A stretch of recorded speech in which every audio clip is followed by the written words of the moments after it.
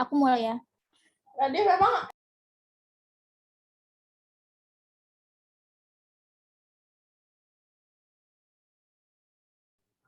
mulai lagi Zahra. Assalamualaikum warahmatullahi wabarakatuh. Kami dari kelompok 5 ingin mempresentasikan hasil kelompok kami yang berjudul Mengapa Pancasila Menjadi Ideologi Negara. Yang beranggotakan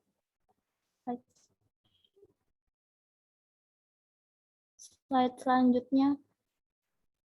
Yang beranggotakan pertama Ahmad Hafiz, kedua Firanti Zahra, yang ketiga Muhammad Fadil, yang keempat Nesa Yulia, yang kelima Zahra Aulia, yaitu saya sendiri. Lanjut. Dalam presentasi ini yang pertama kami bahas adalah menelusuri konsep dan urgensi Pancasila sebagai ideologi negara, yaitu termasuk konsep Pancasila sebagai ideologi negara, yang kedua urgensi Pancasila sebagai ideologi negara. Yang kedua, alasan diperlakukannya kajian Pancasila sebagai ideologi negara itu termasuk pada warga negara yang memahami dan melaksanakan Pancasila sebagai ideologi negara, juga termasuk tentang bagi penyelenggara negara memahami dan melaksanakan Pancasila sebagai ideologi negara. Yang ketiga yang akan kami bahas di sini yaitu mengenali sumber historis sosiologis, politis tentang Pancasila sebagai ideologi negara. Itu yang kita telusuri juga termasuk sumber historis Pancasila sebagai ideologi negara, yang kedua sumber sosiologis Pancasila sebagai ideologi negara, yang ketiga sumber politik Pancasila sebagai ideologi negara. Presentasi pertama akan dilakukan oleh Muhammad Fadil. Kepada Fadil, dipersilahkan. Baik, terima kasih kepada moderator. Materi pertama yaitu konsep Pancasila sebagai ideologi negara. Nah, ideologi berasal dari kata idea yang artinya gagasan, konsep, pengertian dasar, atau cita-cita. Sedangkan logos itu artinya adalah ilmu. Ideologi secara etimologis artinya yaitu ilmu tentang ide-ide atau ajaran tentang pengertian dasar. Nah, pengertian ideologi menurut beberapa tokoh atau pemikir Indonesia terbagi tiga. Yang pertama, Sastra Prataja yang mengartikan ideologi adalah seperangkat gagasan pemikiran yang berorientasi pada tindakan dan diorganisir menjadi suatu sistem yang teratur. Yang kedua, Sorjanto, ideologi adalah hasil refleksi manusia berkat kemampuannya menjaga jarak dengan dunia kehidupan. Yang ketiga, Mugyarto, ideologi adalah sejumlah doktrin, kepercayaan, dan simbol-simbol sekelompok masyarakat atau suatu bangsa yang menjadi pegangan dan pedoman kerja atau perjuangan untuk mencapai tujuan masyarakat atau bangsa itu. Nah, beberapa teori ideologi yang dikemukakan oleh tokoh-tokoh pemikir ideologi. Yang pertama dari Martin Seligger mengatakan ideologi sebagai sistem kepercayaan. Nah, yang kedua Alvin Goldner yang mengatakan bahwa ideologi sebagai proyek nasional. Yang ketiga Paul Hirsch yang mengatakan bahwa ideologi sebagai relasi sosial. Nah, fungsi ideologi itu sendiri terbagi atas 6. Yang pertama, struktur kognitif, di mana keseluruhan pengetahuan yang dapat menjadi landasan untuk memahami dan menafsirkan dunia, serta kejadian-kejadian di lingkungan sekitarnya. Yang kedua, orientasi dasar, dengan membuka wawasan yang memberikan makna serta menunjukkan tujuan dalam kehidupan manusia. Yang ketiga, norma-norma yang menjadi pedoman dan pegangan bagi seorang untuk melangkah dan bertindak. Yang keempat, bekal dan jalan bagi seseorang untuk menemukan identitasnya. Yang kelima, fungsi ideologi yaitu kekuatan yang mampu menyemangati dan mendorong seseorang untuk menjalankan kegiatan mencapai tujuan. Yang keenam, yaitu fungsi ideologi pendidikan bagi seseorang atau masyarakat untuk memahami, menghayati, serta memolakan tingkah lakunya sesuai dengan orientasi dan norma-norma yang terkandung di dalamnya. Jenis-jenis ideologi pertama yaitu Marxisme-Leninisme, atau yaitu suatu paham yang meletakkan ideologi dalam perspektif evolusi sejarah. Yang kedua, liberalisme atau adalah suatu paham yang meletakkan ideologi dalam perspektif kebebasan individual. Yang ketiga, sosialisme, yaitu suatu paham yang meletakkan ideologi dalam perspektif kepentingan masyarakat. Yang keempat yaitu kapitalisme, yaitu suatu paham yang memberi kebebasan kepada setiap individu untuk menguasai sistem perekonomian. Sekian dari penyampaian saya kembalikan kepada moderator.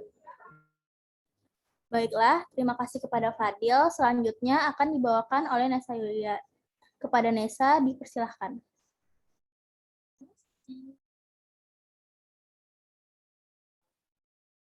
Yang pertama itu karakteristik kebudayaan global. Yang pertama, berbagai bangsa dan kebudayaan menjadi lebih terbuka terhadap pengaruh timbal balik. Dua, pengakuan akan identitas dan keanekaragaman masyarakat dalam berbagai kelompok dengan pluralisme etnis dan religius. Tiga, masyarakat yang memiliki ideologi dan sistem nilai yang berbeda, bekerja sama dan bersaing sehingga tidak ada satupun ideologi yang dominan. Empat, kebudayaan global merupakan suatu yang khas secara utuh, tetapi tetap bersifat plural dan heterogen. Yang terakhir itu nilai-nilai hak asasi manusia atau HAM, kebebasan, demokrasi menjadi nilai-nilai yang dihayati bersama, tetapi dengan interpretasi yang berbeda-beda. Fase perkembangan globalisasi. Yang pertama, fase embrio. Ditandai dengan munculnya komunitas nasional dan runtuhnya sistem nasional abad tengah. Dua, fase pertumbuhan. Ditandai dengan pergeseran kepala gagasan negara, kesatuan realisasi konsep hubungan internasional, standarisasi konsep kewarganegaraan. Tiga, fase take off. Ditandai dengan diterimanya konsep baru tentang negara, kebangsaan, identitas, dan kepribadian nasional. Empat, fase perjuangan hegemoni. Dimulai pada tahun 1920 sampai 1960 yang ditandai dengan meningkatnya konflik internasional dan ideologis, seperti kapitalisme, sosialisme, panisme, dan nazisme. 5. Fase ketidakpastian, yang ditandai dengan munculnya gagasan dunia ketiga, proliferasi nuklir, konsepsi individu menjadi lebih kompleks.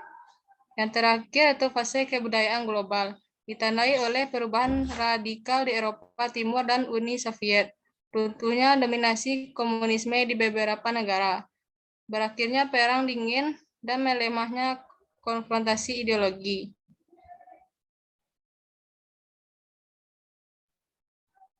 Baiklah, terima kasih kepada Nesa. Presentasi selanjutnya oleh Firanti Zahra kepada Firanti. Dipersilahkan memulai presentasinya. Baik, terima kasih moderator. Alasan diperlukannya kajian Pancasila sebagai ideologi negara. Warga negara memahami dan melaksanakan Pancasila sebagai ideologi negara. Yang pertama, unsur-unsur yang mempengaruhi ideologi Pancasila. 1. Unsur ateisme, komunisme bertentangan dengan sila ketuhanan yang Maha Esa. 2. Unsur individualisme, liberalisme tidak sesuai dengan prinsip nilai gotong royong dalam sila keadilan sosial bagi seluruh rakyat Indonesia. Ketiga, kapitalisme memberikan kebebasan individu untuk menguasai sistem perekonomian negara tidak sesuai dengan prinsip ekonomi kerakyatan.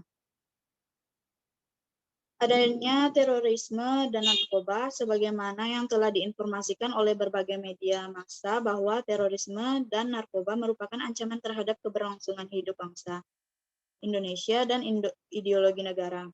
Beberapa unsur ancaman yang ditimbulkan oleh aksi terorisme yaitu rasa takut dan cemas yang ditimbulkan oleh bom bunuh diri mengancam keamanan negara dan masyarakat pada umumnya. Selanjutnya, aksi terorisme dengan ideologinya menebarkan ancaman terhadap persatuan bangsa sehingga mengancam disintegrasi bangsa. Yang terakhir, aksi terorisme menyebabkan investor asing tidak berani menanamkan modal di Indonesia dan wisatawan asing enggan berkunjung ke Indonesia sehingga mengganggu pertumbuhan perekonomian negara. Penyelenggara negara memahami dan melaksanakan Pancasila sebagai ideologi negara. Magnis Suseno menegaskan bahwa pelaksanaan ideologi Pancasila bagi penyelenggara negara merupakan suatu orientasi kehidupan konstitusional. Artinya, ideologi Pancasila dijabarkan ke dalam berbagai peraturan perundang-undangan. Ada beberapa unsur penting dalam kedudukan Pancasila sebagai orientasi kehidupan konstitusional.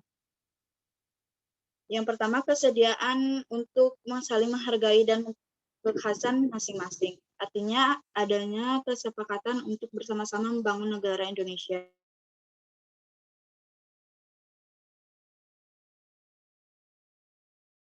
Bernegara sebagai berikut. 1. Sila ketuhanan Yang Maha Esa menjamin kebebasan beragama bagi setiap orang tanpa diskriminasi antar agama. Yang kedua, sila kemanusiaan yang adil dan beradab sebagai jaminan pelaksanaan hak-hak asasi setiap manusia.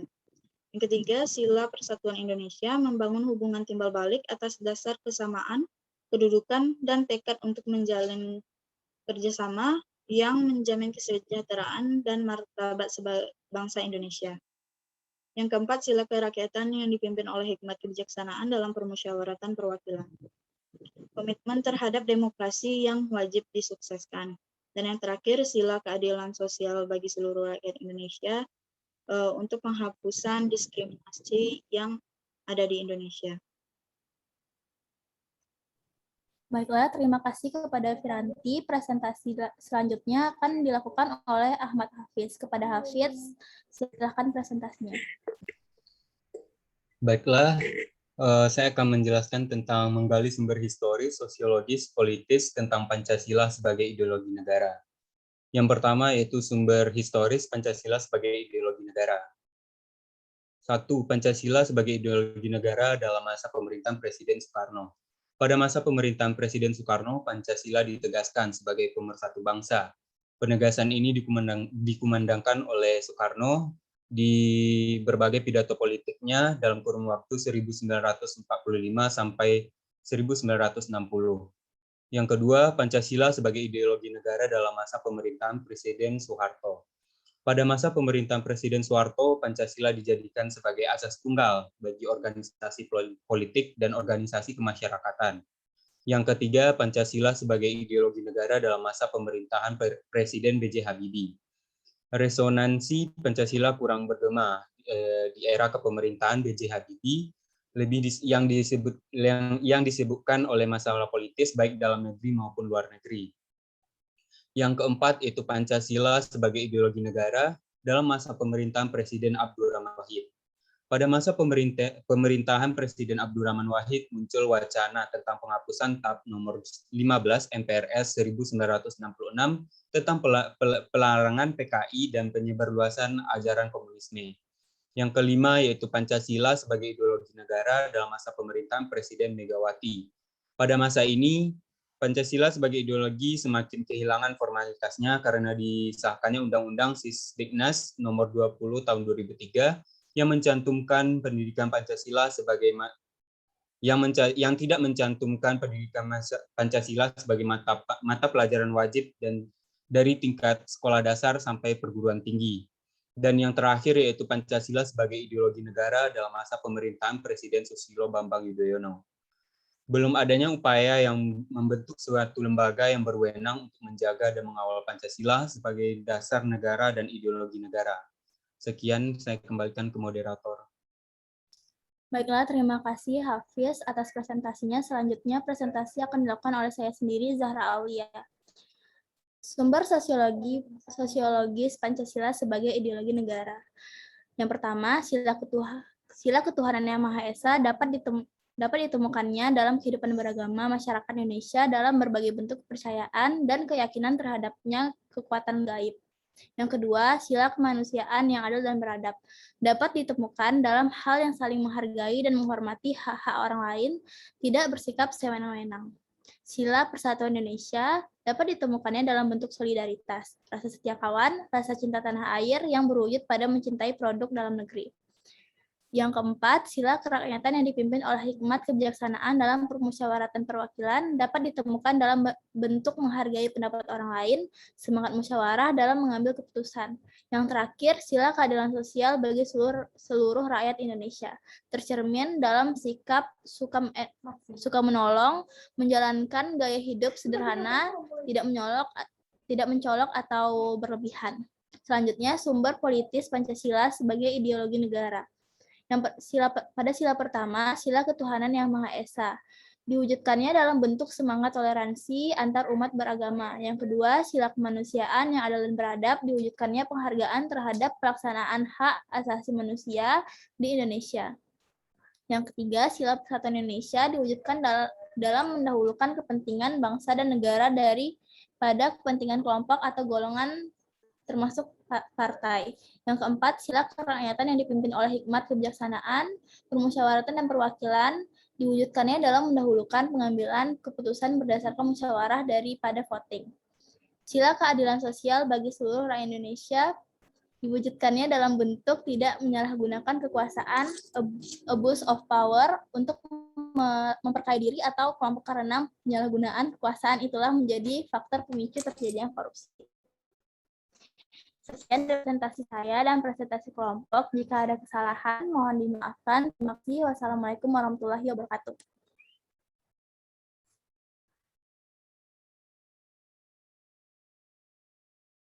Udah ya? Ntar yang upload ke YouTube, Fadil langsung aja.